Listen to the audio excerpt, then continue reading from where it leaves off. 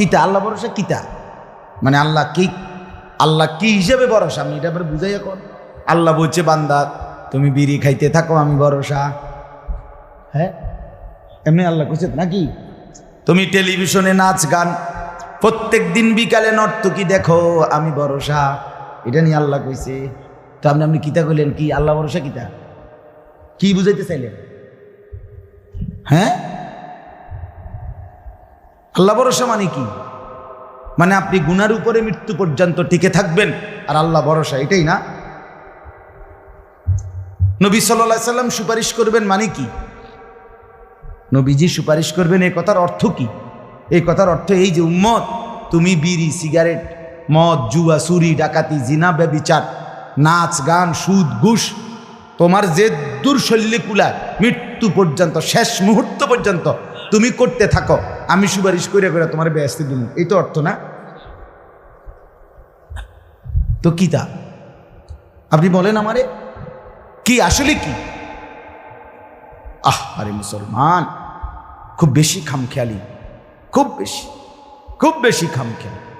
এবার দেখেন একটা শক্ত কথা আল্লাহ বলছে, আম আবরামু আমরান ফাইন্না মুবরিমুন। আল্লাহ বলে জালেমরা পাপীরা তোরা আমার আযাব থেকে বাঁচবার কোনো ব্যবস্থা করেছো কিনা তোমরা ঠিক করো।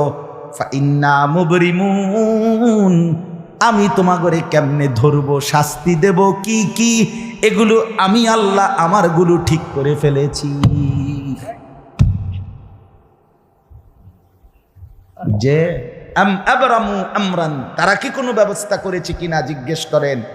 ফাইন্না মুবরিমুন, আমার ব্যবস্থা আমি করে রাখছি। বুঝেন নাই কথাটা? আল্লাহ বলেন আমার শাস্তি দেব কি কি, আমার আযাব দেব কি কি, আমি সব ঠিক করে রাখছি জাহান্নামে। তুমি বান্দা বাঁচবা কেমনে তোমারটা তুমি ঠিক করছো কিনা বলো। এবার শেষ আয়াত, আম ইয়াহসাবুনা আন্না লা নাসমাউ সিররাহুম ওয়া নাজওয়াহুম। আল্লাহ বলে নাফরমান পাপীরা জালেমরা দুশমনরা মনে করে আমি তাদের গোপন কথা অন্ধকারের গোপন পরামর্শ একেবারে চুপচাপ নিরিবিলি কথাগুলো আমি শুনতে পাই না। কেমন ইয়ারফোন লাগাই রাখছে না মা, কানের মধ্যে দুইটা বল্টু লাগাইলে তার আল্লাহ শুনে না, কথা কয় না। হ্যাঁ আল্লাহ জিজ্ঞেস করছে তুমি এই ভাবছো না তুমি যে কানের মধ্যে গান শুনবার টাইমে ইয়ারফোনের বল্টু লাগাইয়া রাখো, তুমি মনে করছো না ফরমান মাইনসে না শুনে না, তো মাইনসে জন শুনে না আমিও শুনি না নাকি? জবাব দেন। ওই যুবক বলো না মিয়া, মাটির নিচে কিংবা অন্ধকারে অথবা একাকী কোনো গোপন জায়গায় তুমি যেই অসভ্যতা করছো, যেই ভিন নারীর সাথে কথা বলছো, বন্ধুদের অসভ্য আড্ডা দিচ্ছ, তুমি মনে করছো গ্রামের কেউ দেখে না, গ্রামের কেউ জানে না। আল্লাহ বলে তাহলে তুমি কি এই ভেবেছ যে আমি আল্লাহও জানি না? বালা, হ্যাঁ আল্লাহ বলেন আমি জানি, আমি শুনি, আমি দেখি। আর অরসুলুনা লাদাইহিম ইয়াকতুবুন, আমার পক্ষ থেকে মনোনীত ফেরেশতা ডান কাঁধে বাম কাঁধে তারা কিন্তু সাথে সাথে 24 ঘন্টা ইয়াকতুবুন লিখতেছে লিখতেছে লিখতেছে লিখতেছে কিনা বলেন? ডান কাদের আর বাম কাদের ফেরেশতাকে তুমি তোমার থেকে আড়াল করবা কেমনে? বলেন না কেন? কেমনে আড়াল করবেন? সুযোগ আছে কারো? আল্লাহ আমাদেরকে বুঝ দান করে। অতএব বাপ, জাহান্নামীর আত্মচিৎকার শুনলেন আপনি, জাহান্নামী আল্লাহকে ডাকবে, জাহান্নামী ফেরেশতাকে ডাকবে, জাহান্নামী একটু আযাবের হালকা করতে চাইবে, জাহান্নামী মৃত্যু কামনা করবে, জাহান্নামী কতভাবে যে বাঁচতে চাইবে, কিন্তু কসম আল্লাহ বাঁচতে পারবে না। এজন্য দয়া করে রাত গভীরে মেহেরবানি করে চলেন প্রত্যেকে, ইনশাআল্লাহ সিদ্ধান্ত নিন। শেষ পর্যন্ত যে কয়জন যুবক টিকে রইলা, বসে রইলা, ভাইয়া তোমাদের কাছে অনুরোধ, আজকের থেকেই বদলাও ভাইয়া। আগামী দিনে মুসলমানের জন্য, ইসলামের জন্য খুব বেশি যুবকের দরকার। তোমরা না আগাইলে, তোমরা না ফিকির করলে আগামী দিনে ইসলামের জন্য লড়বে কে বা? সারা পৃথিবী ইসরায়েলের ইয়াহুদিদের জুলুম অত্যাচার এখনো তো শেষ হয়নি। সেই গত বছর অক্টোবর মাসে ফিলিস্তিনের মুসলমানদের উপরে বোম্পিং অত্যাচার শুরু হয়েছে। অক্টোবর, নভেম্বর, ডিসেম্বর, জানুয়ারি, ফেব্রুয়ারি, মার্চ, এপ্রিল, আজকে 7 মাস চলতেছে, এখনো বন্ধ হয়।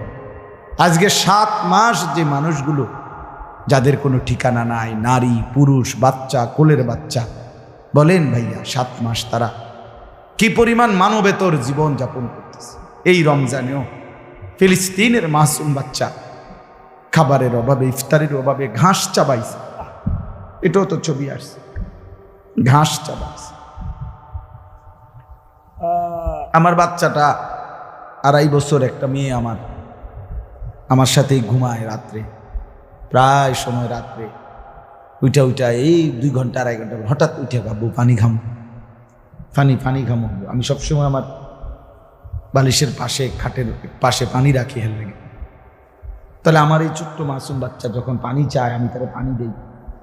তো ফিলিস্তিনের এই ছোট বাচ্চা যদি তার মার কাছে পানি চায়, সে মা কোত্থেকে পানি দিবে?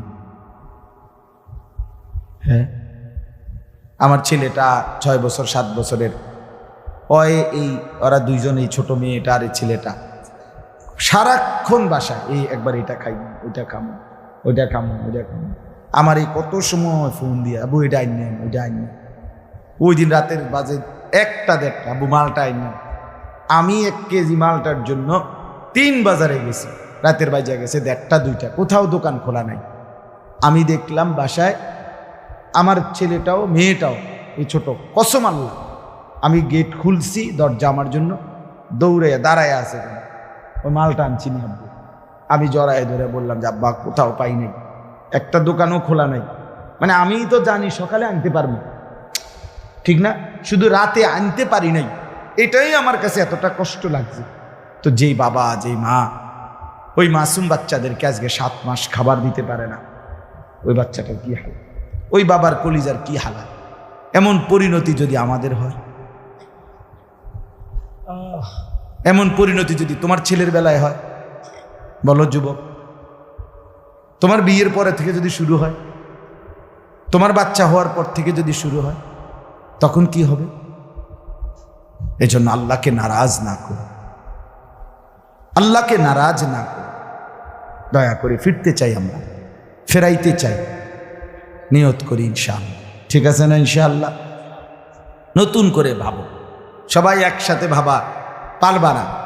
যেই যুবকদের ফিকির আছে, বুঝ আছে, দিমাগ আছে, তুমি নামাজ পড়ো, ইনশাআল্লাহ ভালো হবে। তুমি মোবাইল প্রয়োজনে ব্যবহার করো, যার যেটুকু প্রয়োজন এটুকুই করো। শুধু শুধু নারীর ছবি, নাচ, গান, অস্থির দৃশ্য, কোনো দরকার নাই। আর হিম্মত করে নামাজ, যে মরি বাসি, এত বেজ্জুতি কথা শোনার চাইতে, এত কষ্টের চাইতে, পরকালের অশান্তির চাইতে নামাজ পড়বো আমরা।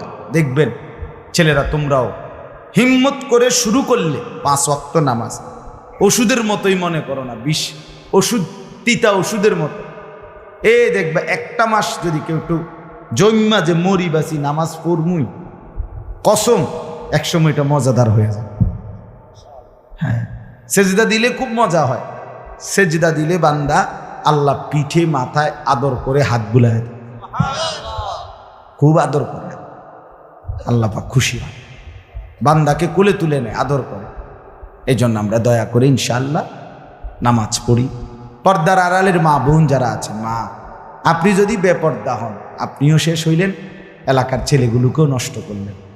একজন বেপর্দা নারী শুধু নিজে গুনাহগার না, সে অসংখ্য মানুষকে পাপে অংশগ্রহণ করায়।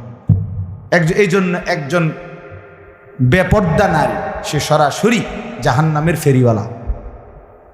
সে কিসের ফেরিওয়ালা? জাহান্নামের ফেরিওয়ালা। সে জাহান্নামের ফেরিওয়ালা, আগুনের ফেরিওয়ালা। কারণ সে তো তার রূপ যৌবন দেখাইতেছে, ফেরিওয়ালার মতো পিছনে পিছনে ডাকতেছে অসংখ্য যুবককে, দেখো আমাকে, বরবাদ করো নিজেকে, বরবাদ করো নিজের চরিত্র, বরবাদ করো নিজের কবর, বরবাদ করো নিজের আখেরাত। তাহলে সে গুনাহের ফেরিওয়ালা, সে জাহান্নামের ফেরিওয়ালা, সে অসভ্যতার ফেরিওয়ালা। এই জন্য একটি সমাজের মধ্যে সবচেয়ে নিকৃষ্ট বেপর্দা নারী। বেপর্দা নারী। আল্লাহ তাআলা আমাদের মা বোনদেরকেও হেফাজত